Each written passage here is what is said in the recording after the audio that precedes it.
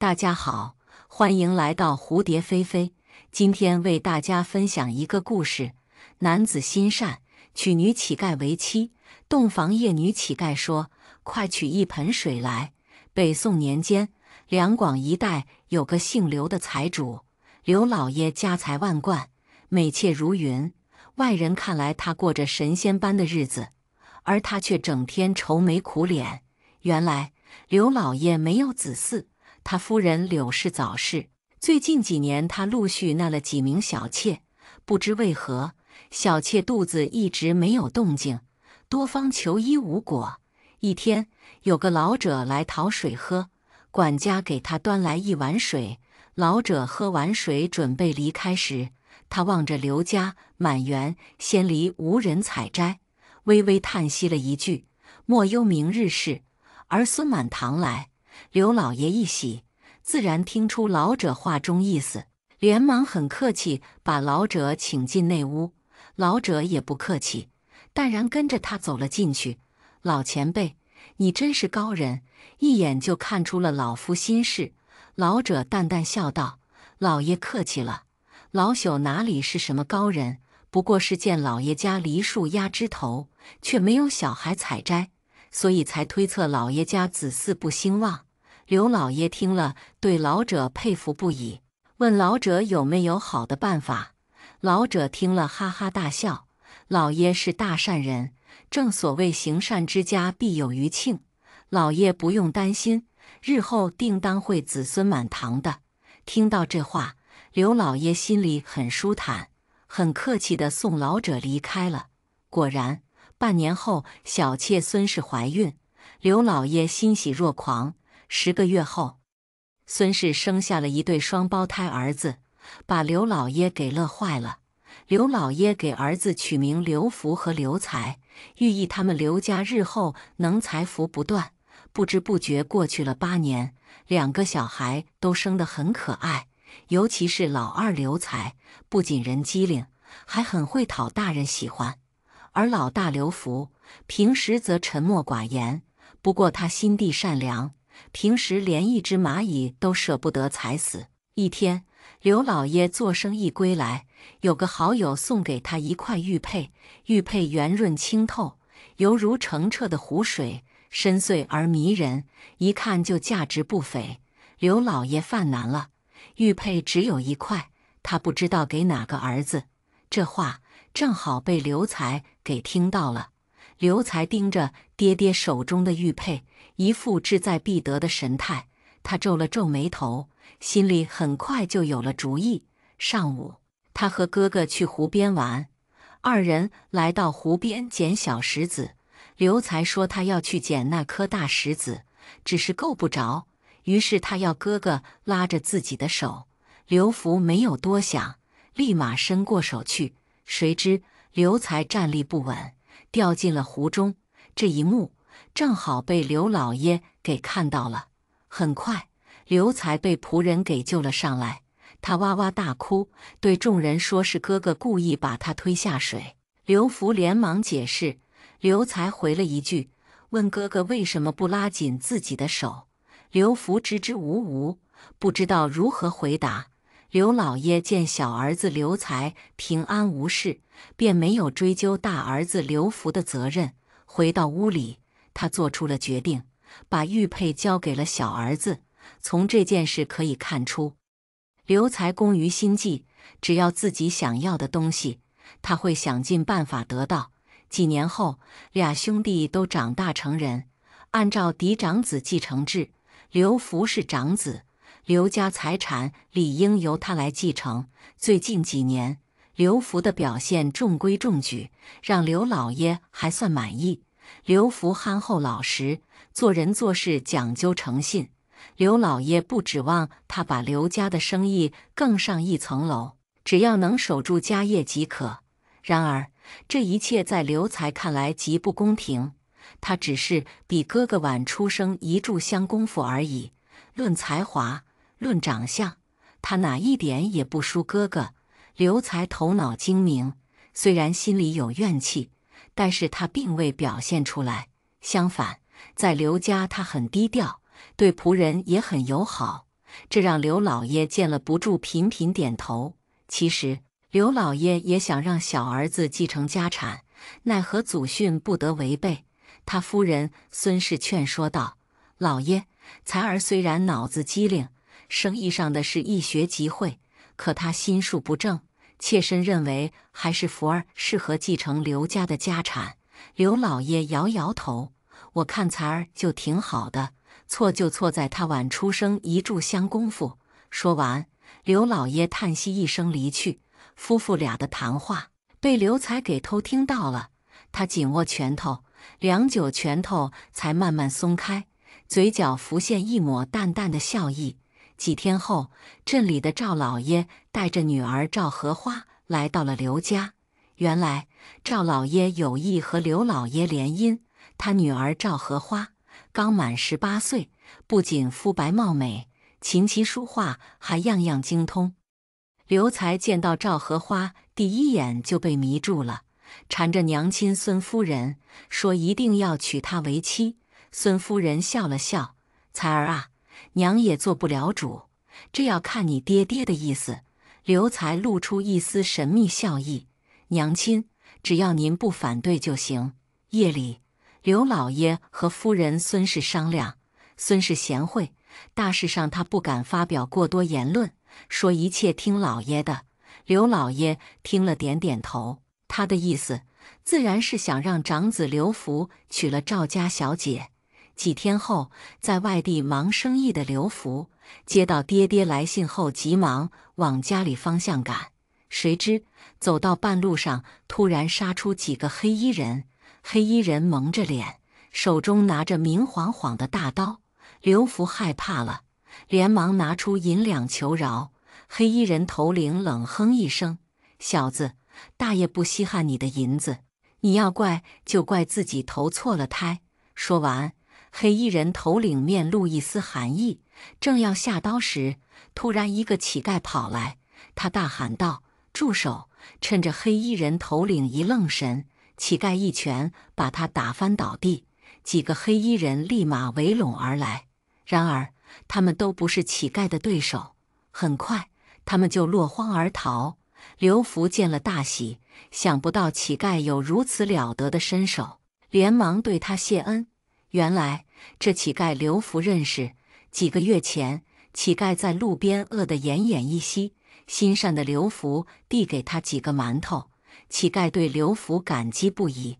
乞丐吃完那馒头后，并没有离开，而是两眼巴巴望着刘福。刘福以为他还没有吃饱，说自己还有馒头。乞丐听后摇摇头，说想借银子。刘福一愣，他还是头一次遇到乞丐接银子。乞丐和他解释说半年后一定会还的。刘福见乞丐眸光清澈，不像是在撒谎，几两银子对他来说算不了什么，便点头答应了。乞丐接过银子后谢过了，乞丐拿走银子就再也没有出现。当然，刘福也没有把银子一事放在心上，在危难关头，乞丐及时现身，救了刘福一命。恩公，银子一事可否就这样算了？乞丐把刘福搀扶起来，低声说道。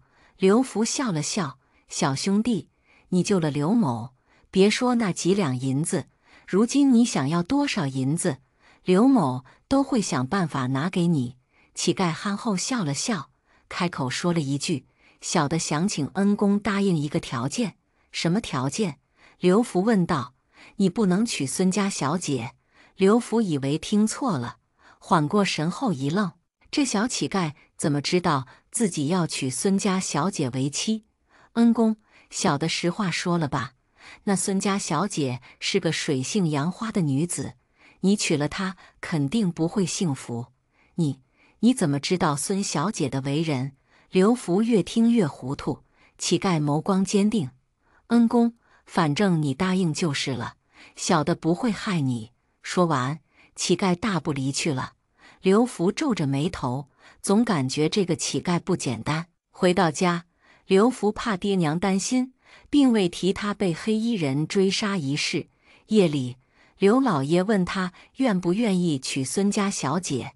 刘福想起乞丐的叮嘱，他犹豫了一会，才开口道：“爹爹，最近生意上的事比较多，孩儿暂时不考虑了。”刘老爷听了，心里有几分怒气。婚姻大事一向是父母做主，什么时候轮到儿子做主了？既然如此，那你去忙吧。刘老爷冷哼一声就离开了。话说刘才见哥哥平安归来，他表情很怪异。得知哥哥拒绝了孙家小姐后，他长舒一口气。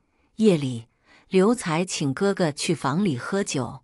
刘才刚刚出门，一道黑影就把他拦住。刘福定睛一看，这不是救他的乞丐吗？乞丐嘿嘿一笑，他撕下面具。刘福见了，惊愕地说不出话来。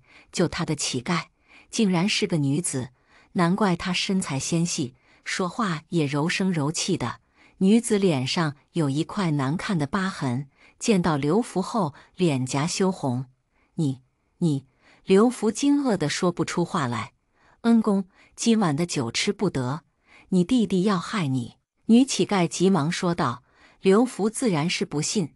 女乞丐把他拉到一边，将事情缘由说出。刘福听了惊骇不已，想不到追杀他的黑衣人，竟然还真的是弟弟派去的。你是长子，家产都是你的，你弟弟有此想法也正常。女乞丐继续说道。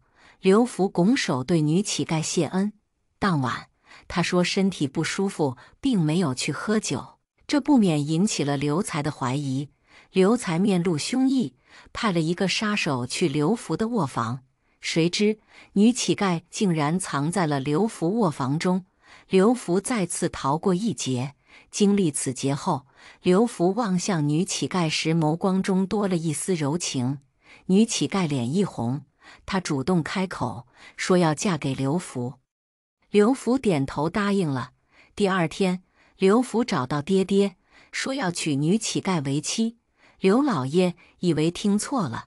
刘福将自己三番两次遇险被女乞丐救起的事告知。刘老爷听了，内心骇然不已。刘福不说，他也知道幕后凶手是谁。刘老爷见儿子态度很坚定，只得答应了他的要求。为了让小儿子放下恶念，刘老爷让小儿子娶了孙家小姐，兄弟俩的婚事在同一天举行。宾客对刘福娶丑女为妻很是不解，刘老爷自知丢了颜面，心里很不开心。酒宴散去，喝得半醉的刘福进了洞房，新娘子却说：“夫君，快去打一盆水来。”刘福不解，不过他还是照办了。新娘用水洗了个脸，抬头的一瞬间，顿时把刘福给惊醒了。想不到新娘脸上的伤疤是假的。夫人，你……刘福激动地说不出话来。婚宴上，他听到宾客私下议论，说自己真是瞎了眼，怎么会娶丑女子为妻？他听了心里很不舒服，所以酒宴上多喝了几杯。新娘眉目含情，将实情告知。想不到女乞丐的身份不简单，她是京城名捕的女儿，名叫柳珊珊。因为一时贪玩，她被人偷去了钱袋子，饿得奄奄一息时，幸好遇到心善的刘福。渐渐的，柳珊珊对刘福心生感情。柳珊珊出身捕快世家，武功自然不弱，还心细如发。发现有人要害刘福，便一直暗中跟踪。他们刘家不过是一个小小财主家，能和京城名捕大家联姻，自然是刘家赚大。刘福心里美滋滋的，连忙把新娘搂在怀里。第二天，刘老爷得知大儿媳柳氏是京城名捕的女儿，也是高兴不已。刘才以为自己娶了孙家女儿，地位会提高，甚至取代哥哥家主的地位。在得知嫂子的身份后，他绝望了。下面我们再来听一个故事。兄弟二人娶媳妇，看中同一闺女。闺女说：“我去找你父亲。”话说在济南府有户人家，户主姓王，名叫王大柱。王大柱为人老实憨厚，心地善良，让城里的李员外给看中了，就把他招了上门女婿了，把自己的闺女月娥嫁给了他。大伙都羡慕他，说他是好人有好报，傻人有傻福。原来在前不久，王大柱在集市上卖柴的时候，突然遇到一个老头晕倒在地。这老头摔倒在地之后，后脑勺凑巧摔在地上一处凸起的地方，立马就血流不止。围观的百姓是不少，但没有一个敢上前帮忙的。大伙都怕这老头一命呜呼了，如果自己傻乎乎的把人给送到医馆，抢救无效挂掉了，自己岂不是白白的摊上了人命官司？所以大伙都议论纷纷，不敢向前去帮忙。王大柱看无人帮忙，就让和他一起的王二帮忙照看一下他的干柴。王二一看王大柱要去救这老头，立马就拉住他说道：“大柱哥，你不能去啊！这老头一看就伤得不轻，万一在途中有个闪失，你就麻烦了。”王大柱就说道：“王二，咱不能见死不救啊！你我都有老的一天，等你我老了，也像这老者一样摔倒在地，无人施救怎么办？”王二还想再劝王大柱的，可听了王大柱说的话，张开的嘴不知道说什么好了。然后王大柱背起这老头就去了医馆了。到了医馆之后，这老头命不该绝，经过孙郎中的一番诊治，慢慢的就醒了过来。在知道是王大柱救了自己之后，对他是非常的感激，当场拿出了2银子来答谢他。王大柱被这老头的行为给惊呆了，没想到一个穿着普通的老者出手如此大方，真是人不可貌相，海水不可斗量啊！可自己救人并不是为了钱财，就拒绝了这老者的银子，然后就走了。王二听王大柱说完事情的经过之后，还一直说他傻，2银子干嘛不要啊？咱们得卖上2年的柴火才能挣2银子啊！王大柱听后不以为然地说道：“自己救人并不是为了别人的感谢。”没想到3天后，城中的李员外就找到了王大柱家了，非要把自己闺女月娥嫁给他。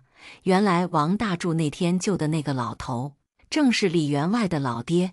李员外本来就是大善人，听他老爹说了此事之后，感觉王大柱是个难得的好人，正好自己的闺女玉娥还没有出嫁，找人打听了一下，王大柱也没有成婚，所以就到他家里提亲来了。王大柱家境贫困，一直没有成亲。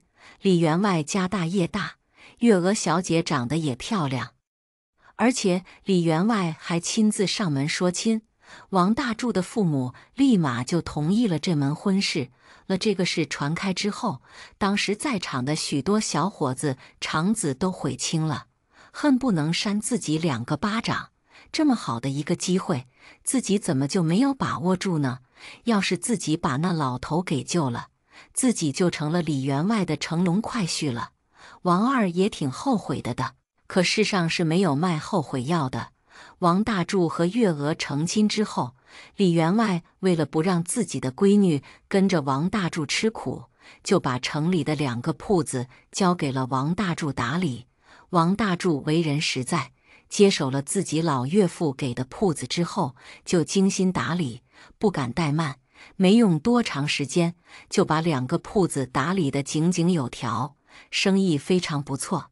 慢慢的，这2个铺子就变成了4个，4个变成了个，王大柱也成了有名的富户了。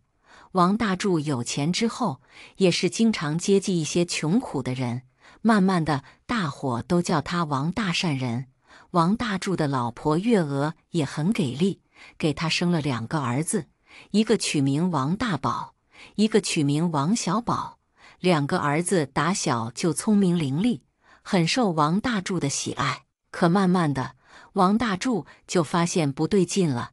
大宝憨厚老实，继承了自己性格；小宝虽然聪明伶俐，但好耍弄一些小聪明。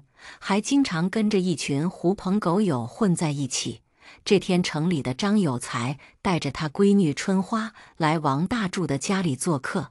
张有才是王大柱生意场上的好友，两人志趣相投。这次张有才带他闺女来，就是来相亲的。王大柱也明白张有才的意思，当下就摆了酒席款待张有才和春花。大宝和小宝都是陪着。等到酒席散后，王大柱就说了：“你们两个刚才也看到了，你张大伯这次来，就是想给春花在你们俩人中间找个老公的。你们两个谁愿意娶她呀？”大宝和小宝都被春花给吸引了。通过刚才的交谈，春花确实是一个大家闺秀，人美心善，是娶回家做媳妇的不二人选。王大柱一听两个儿子都想娶春花，一下子就愣住了，就说道：“这样吧，回头我跟你张大伯商议一下再做打算。”打着之后，大宝和小宝两兄弟就暗地里比较上进了，都想把春花给娶回来，天天的向张有才家里跑，搞得春花也迷茫了。这两兄弟都挺好的，让自己咋选呢？春花就把自己的烦闷给他老爹说了。张有才知道了这事之后，也只能怪自己没有两个闺女，然后就去找王大柱去了。王大柱思来想去，就给张有才出了一个主意。张有才听后就说道：“这能行吗？过后你儿子不怨你呀？”王大柱就说道：“没事，你就照我说的去做。”过了2天之后，王大柱把大宝和小宝都给找来了，然后就伤心地说道：“刚才你张大伯让人来传话，说春花去乌龙山上香来的时候，突然发生了车祸，性命虽然保住了，但是从马车上翻滚下来的时候毁了容貌。”大宝和小宝一听都愣住了。女人的容貌，那可是女人的第二生命，毁了容跟要了命有什么区别呢？大宝就说道：“不知道春花现在怎么样了，我先到府上去看看。”小宝一听，感觉这事情有蹊跷，春花怎么会无缘无故的发生车祸呢？难道是春花故意试探我们的？想通了这一点，小宝也立马说道：“爹，我也去看看。”等大宝和小宝到了之后，就见春花现在已经躺在床上了，脸上还缠着纱布，看来是伤得不轻。两人对张有才慰问了一番之后，就回家了。可王小宝办道，说自己还有别的事情要办，让大宝先回去了。小宝并没有什么要紧的事情，而是偷偷又折回了张府。不过他并没有直接去找张有才和春花，而是找了伺候春花的一个小丫鬟，拿出2银子说道：“我问你，你家小姐是怎么受伤的？只要你告诉我实情，这银子就是你的了。”那小丫鬟一听，就高兴的就把银子拿在手里，然后就给王小宝说了这事情的经过了。原来春花这几日对大宝和小宝追求非常的苦恼，这兄弟连个各有优点，自己真不知道该选择谁，怕选了大宝伤了小宝的心，选了小宝又伤了大宝的心。春花母亲王氏也看出了她闺女的烦恼，就让她去乌龙寺上香祈福，问问菩萨自己该选谁。春花也没有什么好办法，就让下人驾着马车带她去了。谁知道半路上，拉车的马突然发疯地往前跑，后来这马车就翻了，小姐她就毁了容了，车夫还摔断了一条腿呢。王小宝看这小丫鬟说的真切，不像是在撒谎，心想：难道春花真的是毁容了？从这之后，小宝就很少去看望春花了，只有大宝天天的往张府里跑，小宝偶尔也去过几次，只是看到春花脸上的伤疤之后，就对春花没有什么兴趣了。这天，王大柱又把大宝和小宝叫到跟前，问道：“今天上午的时候，你张大伯又过来问了，你们2个还愿不愿意娶春花？”大宝就说道：“爹，虽然春花现在容貌毁了，但是通过这段时间接触以来，我感觉春花为人心善，而且非常贤惠。虽然她现在面貌没有以前那么漂亮，但是我还是愿意娶她为妻的。”王大柱听了说道：“好。”然后又问道：“小宝，你呢？现在还愿意娶春花吗？”小宝思索了一会，就说道：“爹，春花变成这样，大哥都想娶她，我就算了吧，我就成人之美。”王大柱听后就说道：“好，既然这样，我就和你张大伯挑个良辰吉日，给你大哥和春花完婚。”经过半个月的准备，王大宝如愿以偿地娶到了春花。洞房花烛的时候，大宝掀开了春花的盖头，映入眼帘的并不是满是伤疤的脸，而是一张俏美的容颜。大宝一下子就愣住了，说道：“春花，你的脸不是毁容了吗？怎么又好了？”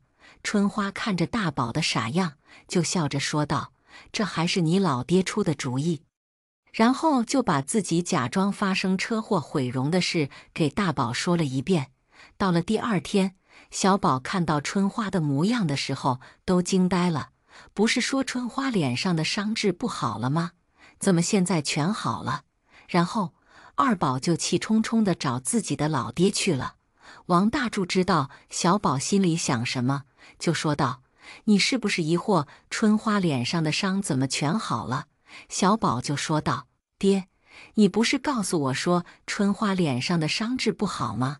现在是怎么回事？”王大柱就严厉地说道：“哼，让你耍小聪明。实话告诉你，其实春花开始的时候是对你有好感的，不过既然你们兄弟两个都想娶春花，我就给春花出了一个主意，就是让她假装出车祸毁容，来试探一下你们两个人的真心。没想到你还用银子收买春花的丫鬟，你这是聪明反被聪明误。”王小宝听了之后，顿时脸色通红。自己老爹说的对，要不是自己耍小聪明的话，说不定春花现在就是自己的媳妇了。王大柱又说道：“以后你少跟那些狐朋狗友来往，多跟你大哥学学生意上的事。”从这之后，王小宝受到教训，也不跟那些狐朋狗友来往了，专心地跟着自己老爹和大哥学做生意。没过多久，他老爹也给他说了一房漂亮的媳妇。以上就是本期视频的全部内容。如果您有任何感兴趣的话题，可以在评论区留言告诉菲菲。都看到这里了，点个订阅再走吧。